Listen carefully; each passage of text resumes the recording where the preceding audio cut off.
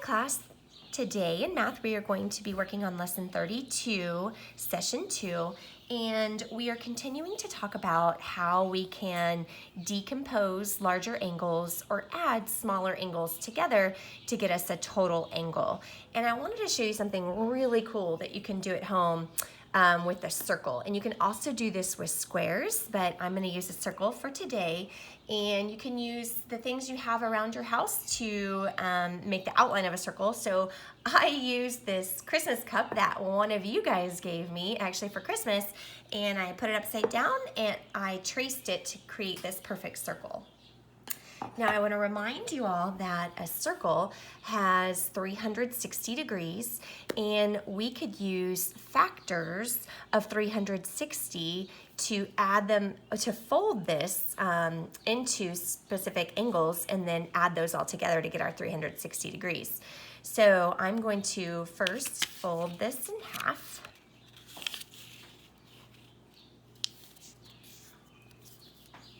And I'm going to fold it in half again. Okay, and you guys can see that I've created for myself a nice right angle. Now, one factor of 360 is the number 30. Another factor is, and if I'm looking at this right here, and we've already kind of gone over how we could tell where the 30s would be. We also know that since this is a 90-degree angle, another factor of 360 degrees would be 45. And if I opened this back up and I look at this angle as 180 degrees, I would know that 60 is a factor of 180, and I could measure out 60-degree angles. But I'm going to go ahead and use 30 as my angle measurement here, and I'm going to mark that on my right angle. And luckily, my son finally found for me a clear protractor to make this a lot easier than the opaque one that I was using before, the metal one. So I'm going to mark right here is our 30 degrees. And on this little wedge, if you will, I'm going to go ahead and draw a line for our 30 degrees. Okay, and now what I can do at this point is I can fold this. I'm going to fold this backwards so that I can see the line really well and make sure that my point stays at that vertex. So I folded it along right there. Do you see along my pencil mark for 30 degrees? And then I can flip it and fold it once more. And what I've created now is I have folded this circle, which measures 360 degrees when it's expanded, into 30-degree sections. So I'm going to open up my circle, and you can see really nicely how all of those 30 degrees look. And so if I wanted to know, if I want to keep it folded in half, let's see, where did I originally fold it in half? Right here. If I want to fold it in half, I could look and see, well, how many 30 degrees do I have in a straight line, right? Because the line down here is straight. We know all of it measures 180 degrees. And we've measured them, and I'm going to go ahead and draw this. We've measured each of these into 30 degrees. So remember and recall that 3 groups of 30 is 90 degrees. And because I've folded them all perfectly as 30 degrees, we now know that it is 6 groups of 30, or 30 times 6, that will get us 180 degrees. So I encourage you guys at home to create some of your own shapes. Squares and circles are going to be the best things for you to use. And again, you can try folding them in different degrees, but your folds have to be a factor of the total number, if that makes sense to you. So remember, I said that you could fold this as 60, you could actually leave this out here and measure 60 degrees and then another 60 degrees. So if I look on this side, I can actually go ahead and show you that. So this angle to the bottom measures 60 degrees, and then this angle that comes right here would also measure as 60 degrees. So this final big chunk of the pie right here is also 60 degrees.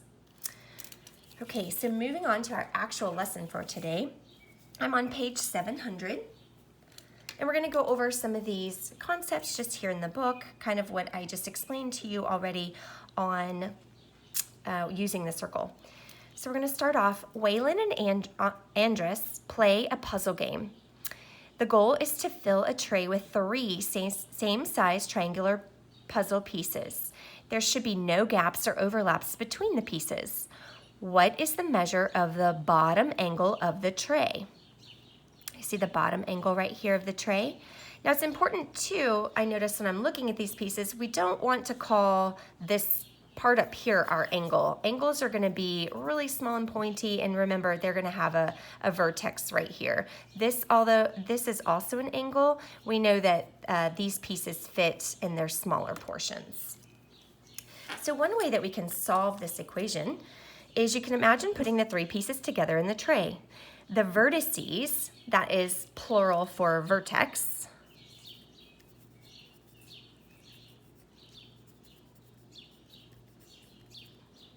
oops, I have a problem breaking my pencils. Okay, so that is plural for multiple vertex, vertices, and I'm going to highlight that word for us too. So vertices, again, that's plural for vertex, so saying there's multiple vertexes that are 50 degrees, but we don't say vertexes, we say vertices. So the vertices of the 50-degree angles becomes the common vertex of a larger angle. This is the angle at the bottom of the tray. So even though each of these has 50-degree angles, and we can see those right here, it becomes a combination of a larger angle.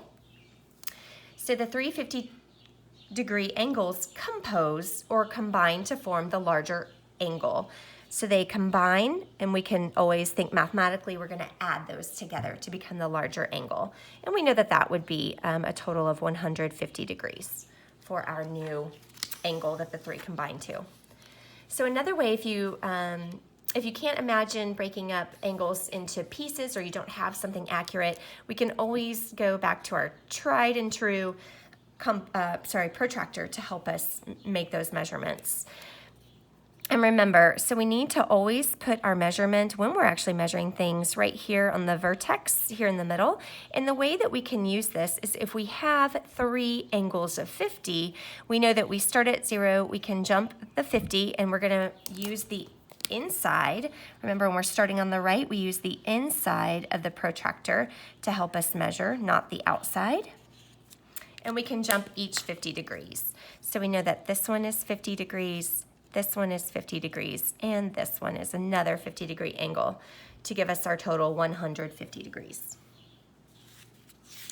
Okay, so I'm moving on now to page 701. How many 50-degree angles compose the bottom angle of the tray? So if this is our tray, we know that there are 3 50-degree angles, 1, 2, and 3. Does the addition or subtraction best express putting 2 or more angles together to make the greater angle? Well, I think that the addition works a lot better, because I think it'd be hard for me without knowing.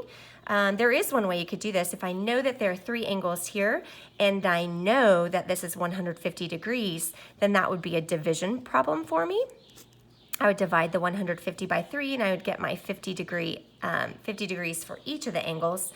But I'm going to say that that addition, the addition best expresses putting 2 or more angles together, because we're actually adding, we're combining. And again, we know that 50 degrees plus 50 degrees plus 50 degrees equals 150 degrees, the measurement of the bottom of the tray. So could you compose an angle that measures 150 degrees from 3 angles with unequal measures? If so, give an example. Can you guys think of any ways of unequal? I think that you could, as long as you are defining which, as long as you're defining. Now we couldn't necessarily with this tray because it shows us where the top of that angle meets right here, so it wouldn't work necessarily on this tray, but if we have just 150, we can break that up in many different ways. And I'll show you how we could do that really quickly. And again, I want 3 angles. So I'm gonna start here. And mine's gonna be large because I have a large protractor. So draw my lines. So I could say, let's do, how about we do 90, and then we would have 50 and 50 left. Does that make sense? So I could have 3 angles. I can have a 90-degree angle. And remember, I have to get to 150. I know this is a 90-degree angle, and I have 50 left over to get to. So let me find my 50. I'm going to use the inside, 150. And let's break this up by 30 and 20. Oops, I'm not exactly. There we are. So now my 50 is right here. Okay, let's go 10, 20, 30. Actually, we have 60 left over, but so I want to make them all different. So I'm going to do 40 on my first one, and then I'm going to do 20 on my last one. So 10, 20, 30, 40. And then the last angle will be 10, 20. And that will also give me 150 total degrees of 3 different measurements. And then this one right here. And again, I apologize that mine is so big. So we said that this one right here is going to be a 40-degree measurement. And this one right here was a 20-degree measurement, or 20-degree angle rather. So then the total, if I look at the total for the outside of this object here, it is going to be 90 plus 40 plus 20, which is going to be 150 degrees. Okay. Now let's move on to page 702 and do a couple of these examples to help prepare you for the work that you're going to be doing on your own. And I am on page 702. The angle between each spoke on the wheel of Sophia's bike measures 15 degrees. Sophia puts reflectors on 2 spokes as shown. What is the measure of the angle between the 2 spokes with the reflectors? Show your work. So it wants the angle between, so I'm going to look here and here. And remember, each of these reflectors is 15. Spoke measures 15. So I have 1, 2, 3, 4, 5, 6, 7. And because they're all equal, I know that I can simply multiply my 15 times 7. And that will get me 105 degrees. Another thing you could have done is you could have added the 15s or even counted by 30s. So I know that each 2 is 30, 60, 90 plus 15, and that would be 105. And number 7 says, Gina sets 2 floor tiles as shown at the right. What is the measure of the blue angle? Show your work. So we have these 2 angles right here. And the important part that I wanted to show you is that we have this red angle and we have the blue angle. So it's showing us 2 different red angles, and then we combine the 2 different red angles to make the combined blue angle. And so this is simply an addition problem, 108 degrees plus 53, and that gets us 161 degrees, which is our answer. And on this last example here, number 8, what is the sum of the measures of all the angles that are labeled in the figure shown? So it wants to know everything that has a label, so we don't need to worry about this one right here. So we're simply going to add them all up. And you can add them up however is easiest to you. I'm going to go ahead and add these 2 in my head because I know it's easy. 20 plus 40 is 60, plus 10 is 70. So those 2 are 70. And I can now easily add my 70 to my 120, and I get 190 plus my 65,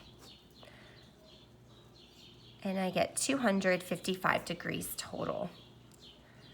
Now you could have just sat there too and just added them all up in a column. and you would have received the same number as well. So 5, 10, 15, carry my 1, 10, 11, 12, 13, 14, 15, carry my 1, and I get again the same answer, 255. Okay, so after this lesson, you will be prepared to work on page 703 and 704.